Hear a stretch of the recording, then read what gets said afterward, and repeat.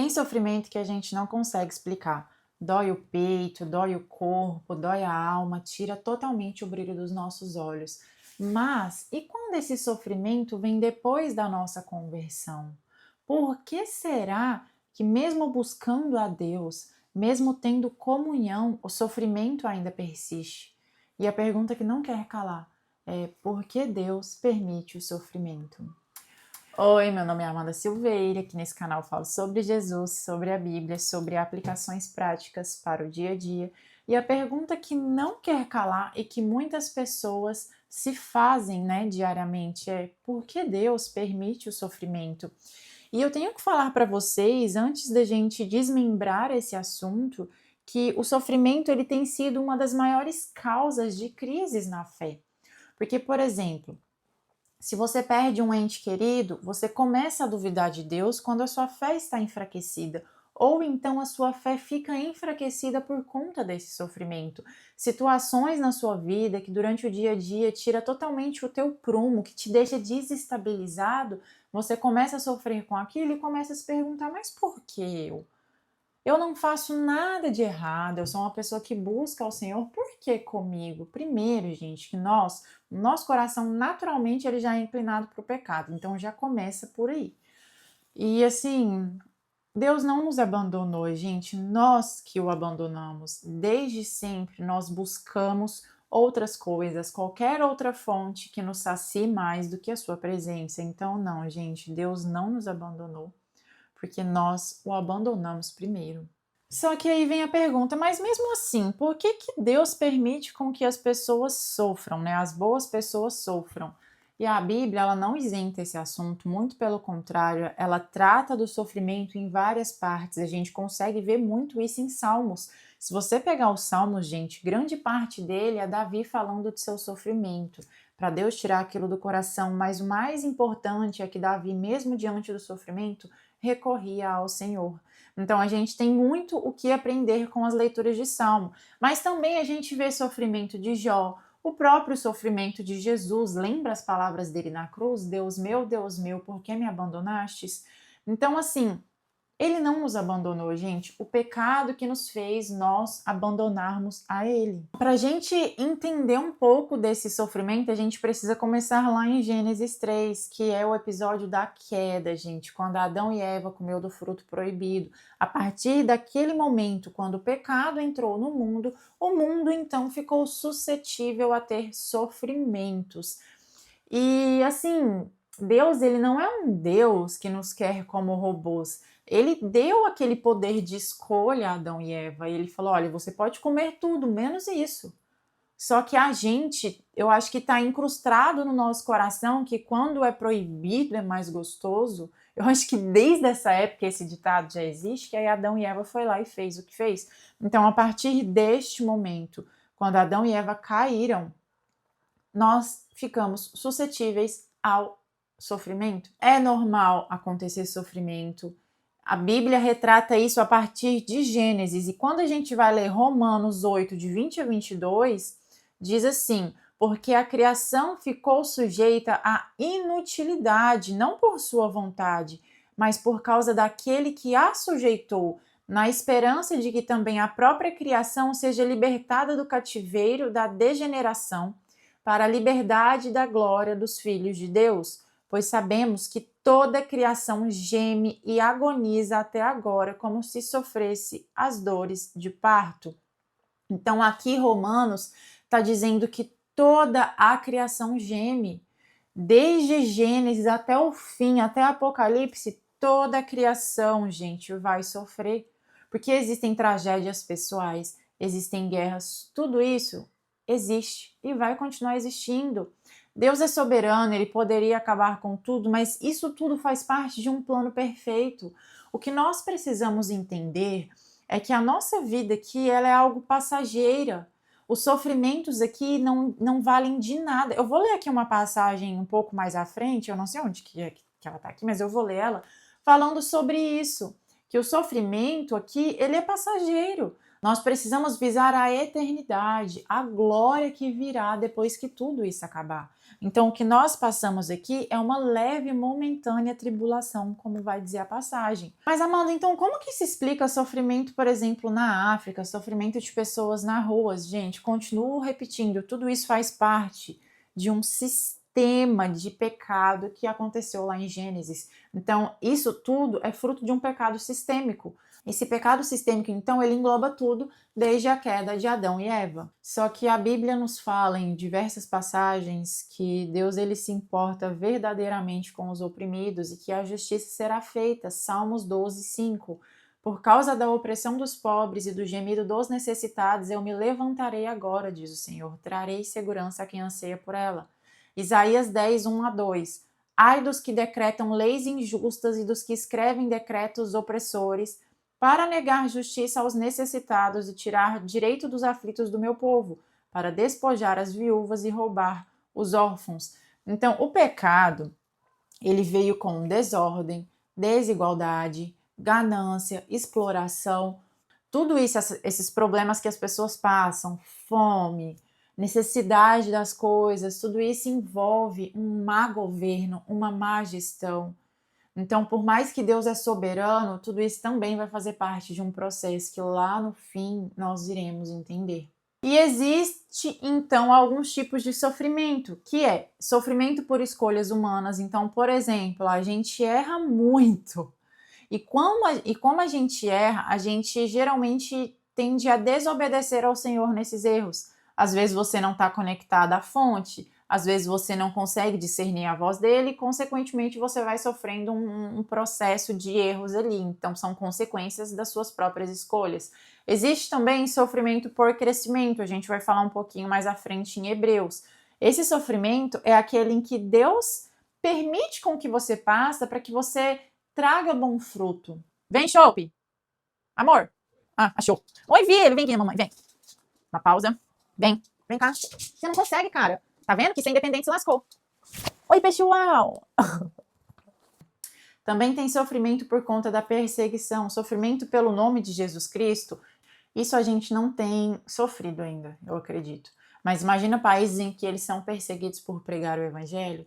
Imagina a época dos apóstolos, né? Que eles estavam espalhando igrejas e que eles morreram pelo nome de Jesus. E também existe sofrimento que a gente nunca vai saber, como o de Jó. Por que aconteceu aquele sofrimento? Mas isso tudo, gente, tem um peso eterno de glória. E na eternidade, com certeza, a gente vai descobrir. O que é bom a gente analisar é que existem, no geral, dois tipos de sofrimento, que é o sofrimento do cristão e o sofrimento do ímpio. Então, é diferente as duas coisas. O ímpio, ele sofre, então, consequências das suas escolhas, como diz em Provérbios 14, 12, há um caminho que ao homem parece correto, mas o fim dele conduz à morte. E em Gálatas 6, 7, não vos enganeis, Deus não se deixa zombar. Portanto, tudo que o homem semear, isso também colherá. Então, isso aqui a gente pode trazer para o sofrimento do ímpio. Consequentemente, eles colherão aquilo que eles plantaram. Uma outra coisa, o sofrimento do ímpio, gente, também é uma forma de teste para o juízo vindouro e também, possivelmente, para o inferno, fogo do inferno. Então, tudo isso é um teste para que ele passe por tudo isso, mas ele tem a chance de se arrepender e voltar-se para Jesus. Agora, quando a gente fala do cristão, o cristão ele sofre como um filho que está sendo lapidado. E aí entra sofrimento como disciplina e lapidação, sofrimento com propósitos espirituais. E quando a gente fala em sofrimento como disciplina, aí a gente entra lá em Hebreus, que eu havia dito no início do vídeo, Hebreus 12. Então abra sua Bíblia aí, por favor, se você tiver. Na hora que eu achar Hebreus seria bom. Achei. Eu recomendo, gente, você ler na sua casa depois esse capítulo inteiro. Porque aqui a gente começa vendo que no versículo 4 ele diz: no combate contra o pecado, ainda não haveis resistido a ponto de derramar sangue. Já vos esquecestes do ânimo que ele vos fala como a filhos? Então, para começar, aqui nesse versículo ele está falando assim: no combate contra o pecado, vocês ainda não resistiram a ponto de derramar sangue. O que quer dizer isso? Vocês sofreram, mas ainda não pagaram com a própria vida, como os heróis da fé, que está descrito aqui no capítulo 11, né? Então, os apóstolos, gente, eu tô me mexendo muito porque meu cachorro tá com frio, aí ele tá aqui na minha perna. Então, os apóstolos, por exemplo, eles sofreram. De fato, eles sofreram até a morte por conta do nome do Senhor. Então, existe esse tipo de sofrimento, que é por perseguição, lembra que eu falei? E aí, continuando, ele fala: Filho meu, não desprezes a disciplina do Senhor, nem fique desanimados quando por ele é repreendido. Então, nós não podemos ficar desanimados quando o Senhor nos exorta, porque ele corrige a quem ele ama. Continuando aqui no versículo 6 fala: Pois o Senhor disciplina a quem ama e pune a todos que recebe como filho. Então, um pai que ama um filho, ele vai punir, ele vai corrigir, porque ele quer que esse filho cresça. Porque ele não quer que esse filho caia em pecado, se perca dos caminhos do Senhor, dos seus caminhos. Então, por conta disso, é necessário o sofrimento. Então, a gente precisa analisar que é ruim o sofrimento, mas poderia ser pior, porque ainda nós não derramamos sangue por conta disso. Uma outra coisa, a gente precisa entender que é a disciplina de Deus. Nós precisamos ser disciplinados para que essa disciplina nos traga uma vida disciplinada. Então, nós somos corrigidos, nós somos punidos e nós passamos por situações em que vai nos fazer crescer e nos aproximar dele. Quando a gente pega o versículo 7 e 8, vai falar que há evidência de que nós somos filhos legítimos. Porque quando nós temos um filho bastardo, nós não temos tanta vocação em corrigi-lo. Agora, quando o nosso filho é legítimo, nós vamos e corrigimos o que for necessário. Então, aqui nessa passagem, a gente consegue analisar uma parte desse sofrimento do cristão como disciplina e lapidação. Agora, quando a gente pega e analisa os propósitos espirituais que vai além da nossa disciplina, o que nós precisamos ter em mente é que o sofrimento, ele nos faz desapegar desse mundo que a gente vive. Como assim, Amanda? Por exemplo, quando você está sofrendo, normalmente você tende a buscar mais o Senhor. Vou falar normalmente não, 100%. Porque quando nós somos cristãos, quando estamos passando por momentos de tribulações, nós tendemos a buscar mais ainda ao Senhor. Então, esse sofrimento nos desapega deste mundo e nos coloca um foco no Senhor. Então, isso é para que a gente aprenda a depender dele. Gente, olha o tanto que nós somos mesquinhos. Nós precisamos passar por sofrimento para entender que nós dependemos de Deus. Então, esse é um dos motivos. Outro ponto é, ele nos purifica do pecado. Porque quando nós sofremos, nós buscamos ao Senhor constantemente, incansavelmente, e nós pedimos para que nós sejamos santos. Pelo menos comigo é assim. Quando eu vejo que eu estou passando por isso, eu já penso em pecados. Senhor, que pecado eu cometi? Se não é de disciplina, que pecado eu cometi? Por que eu estou passando por isso? Então, me ajude a ser santa, me purifica. Então, isso nos purifica do pecado. Outra coisa é nos tornar mais parecido com Cristo. Nos tornar mais parecido com Cristo. Eu li em Romanos 8, 29, em algum vídeo passado, recente, deixa eu pegar aqui, que cadê? Pois os que conheceu por antemão, também os predestinou para serem conformes à imagem de seu Filho. Então, o sofrimento também nos ajuda a nos tornar parecidos com Jesus. Por quê, gente? Porque Jesus, sendo Deus, se fez homem, habitou aqui e sofreu também. E sofreu por nós. Então, ele passou por sofrimento. Então, nós nos tornamos mais parecidos com ele quando passamos por isso. E aí, através desse sofrimento, nós somos quebrados do orgulho, nós conseguimos gerar dentro de nós um arrependimento, além de tudo isso, e que eu já falei, é nos tornar dependentes de Deus, que aí entra a passagem de 2 Coríntios 12, de 9 a 10. Mas ele me disse, a minha graça te é suficiente, pois o meu poder se aperfeiçoa na fraqueza. Por isso, de muito boa vontade, me gloriarei nas minhas fraquezas, a fim de que o poder de Cristo repouse sobre mim. Por isso, eu me contento nas fraquezas, nas ofensas, nas dificuldades, nas perseguições, nas angústias por causa de Cristo. Pois quando sou fraco, então é que sou forte. Olha que passagem mais linda. Paulo está falando sobre suas perseguições, seus momentos de fraqueza, mas ele fala o que Deus falou para ele lá no início: a minha graça te é suficiente, o meu poder se aperfeiçoa na sua fraqueza. Quando nós estamos fracos, gente, nós conseguimos entender que dependemos 100% dele. Quando nós estamos sofrendo, nós conseguimos entender que dependemos 100% dele. E lembra que eu falei lá no início, o sofrimento ele é uma das maiores causas de crise de fé?